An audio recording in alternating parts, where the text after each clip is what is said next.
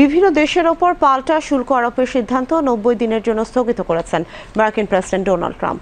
তবে চীনের ওপর শুল্ক 84 ভাগ থেকে বাড়িয়ে 125 ভাগ করেছেন তিনি। তাছাড়া বিভিন্ন দেশের ওপর ইতোপূর্বে আরোপিত 10 ভাগ শুল্ক বহাল থাকবে। এদিকে প্রেসিডেন্ট ডোনাল্ড ট্রাম্পের পাল্টা শুল্ক আরোপের সিদ্ধান্ত 90 দিনের জন্য স্থগিত করার পর এশিয়ার শেয়ার বাজারে চাঙ্গা ভাব লক্ষ্য করা গেছে।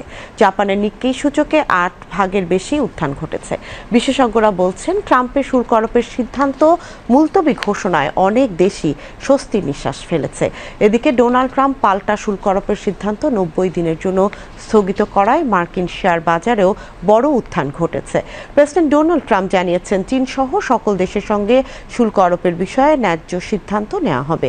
এদিকে পাল্টা শুল্ক আরোপের সিদ্ধান্ত 90 দিনের জন্য স্থগিত করায় মার্কিন প্রেসিডেন্ট ডোনাল্ড ট্রাম্পকে ধন্যবাদ জানিয়েছেন প্রধান উপদেষ্টা প্রফেসর মোহাম্মদ ইউনূস।